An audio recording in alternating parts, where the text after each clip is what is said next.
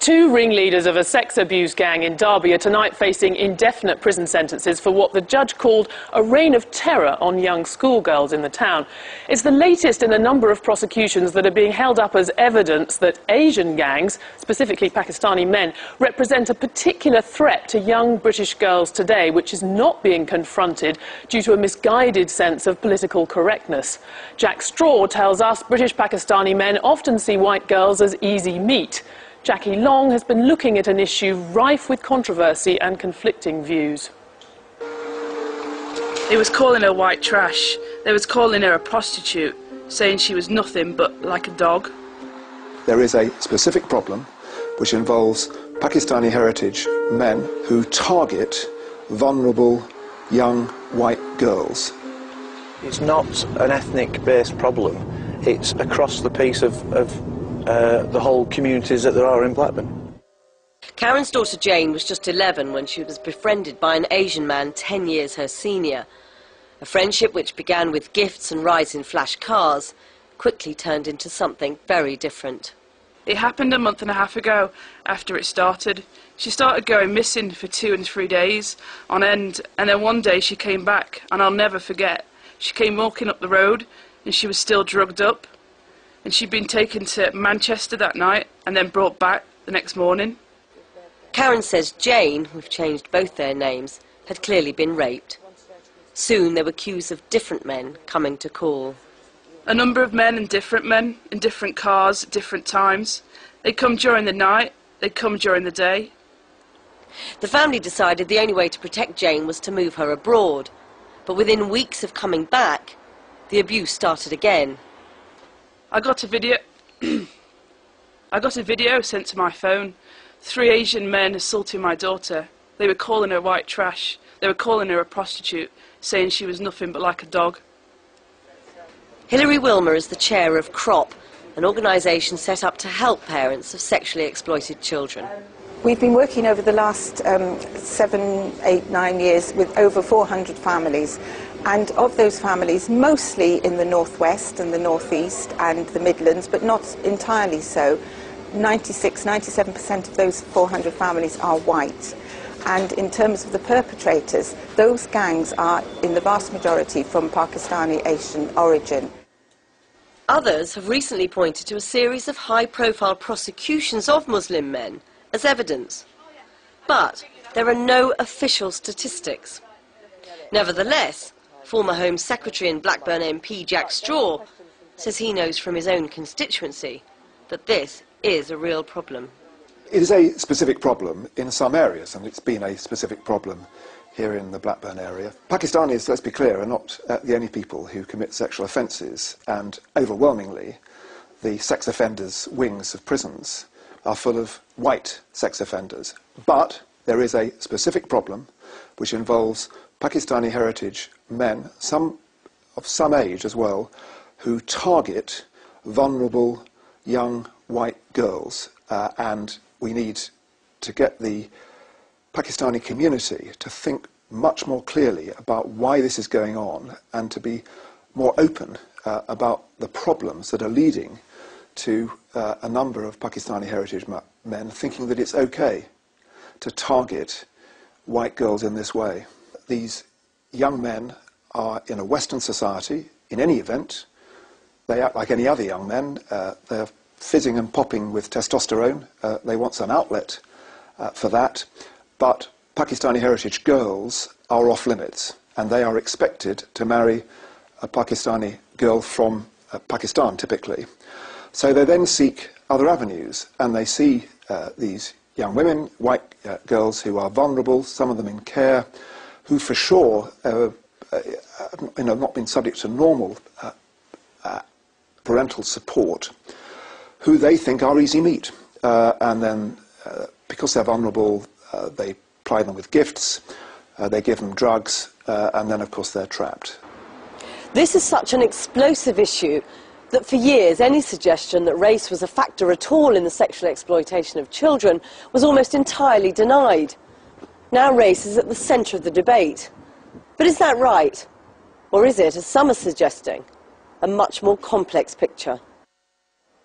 Well, that was Jackie Long. In a moment, we'll have a response to her report from Douglas Murray at the Centre for Social Cohesion and from Mohammed Shafiq, a Muslim community worker. But first, though, Helen Brayley was part of the only team that's carried out any kind of academic research into this. And in fact, the Times used your research earlier in the week when they were bigging up this story. Does your research show what others have claimed it shows? I think the main problem with it is it's been taken out of context.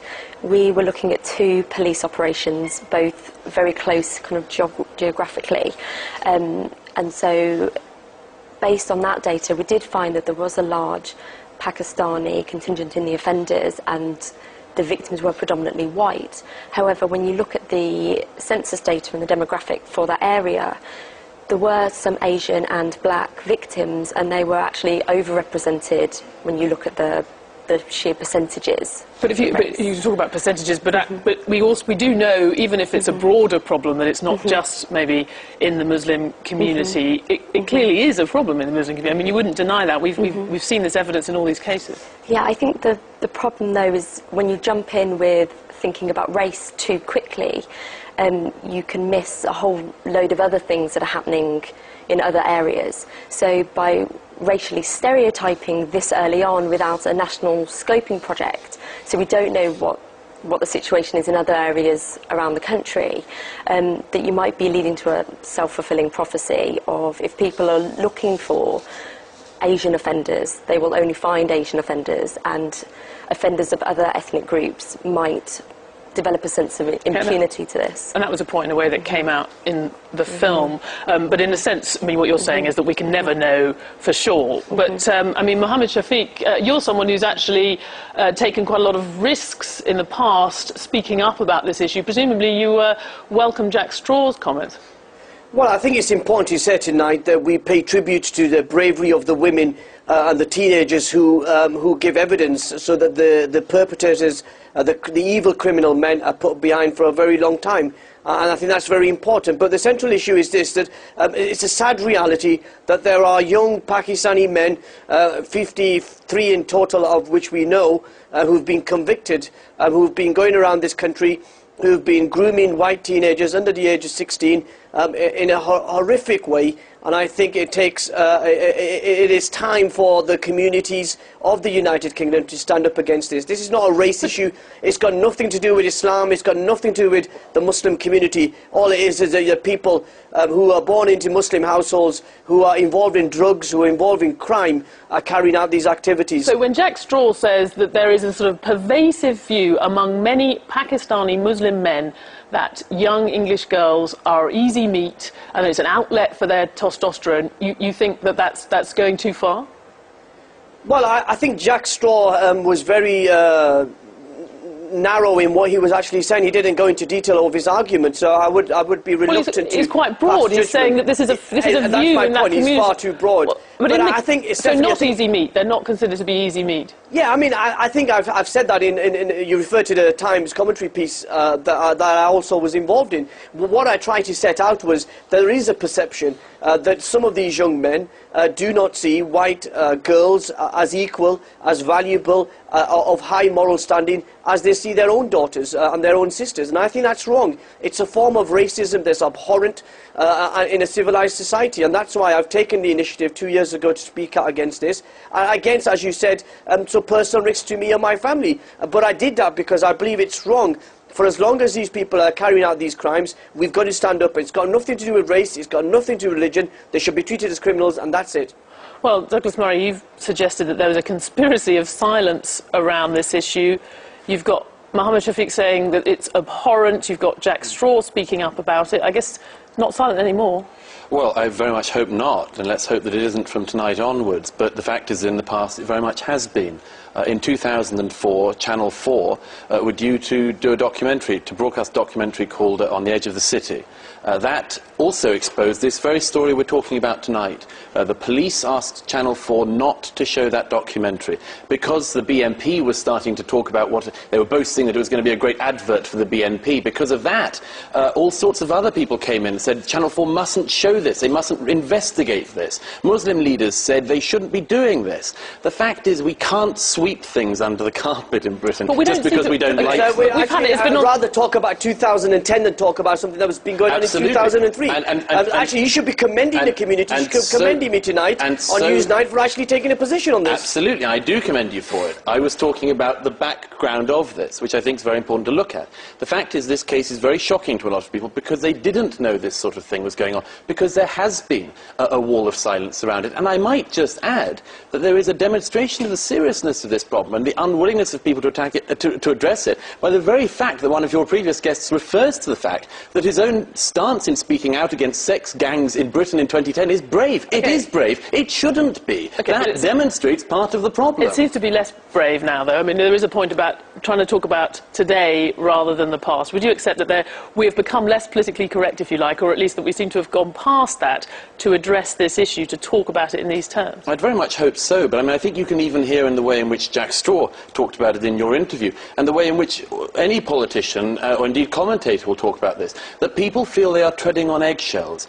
Modern Britain has all sorts of taboos, unspoken things that people don't want to get involved in case they're accused of all sorts of unpleasant things.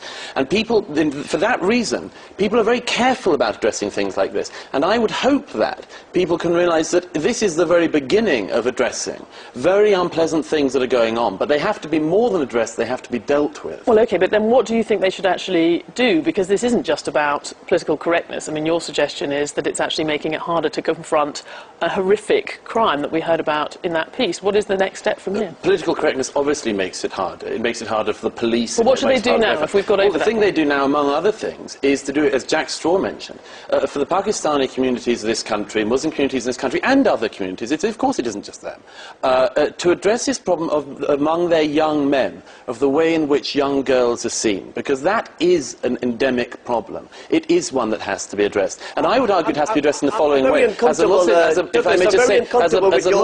a Muslim friend of mine said in Birmingham to me recently, who said to me recently, she had spent all of her life being addressed as a Muslim woman and never as a British woman. That's the kind of rights we should be talking about. Mohammed Shafiq. Well, you know what, I have to say Douglas is showing his true colours once again, suggesting it's endemic. It's not endemic. The vast majority of British Muslims, the vast majority of British Pakistanis find what's going on abhorrent. They find it evil. Of course, and the people I speak to on a daily basis have said just that. I mean, you rightly said there needs to be an honest and open debate. That's why I did the piece in the Times. That's why I welcome the national debate that we're having in this country. But I think we've got to be very careful in suggesting that something's endemic or is ingrained in these youngsters from early age. What's ingrained from early age is tolerance, respect, and these are basic values. And actually the criminals, and they should be treated like criminals, and not tarnish the whole community. You don't think, Mohammed Shafiq, that there is a cultural issue to be confronted where there's a double standard in the way that men in the Pakistani community, many men, think about white girls relative to other Pakistani girls or girls of Pakistani origin?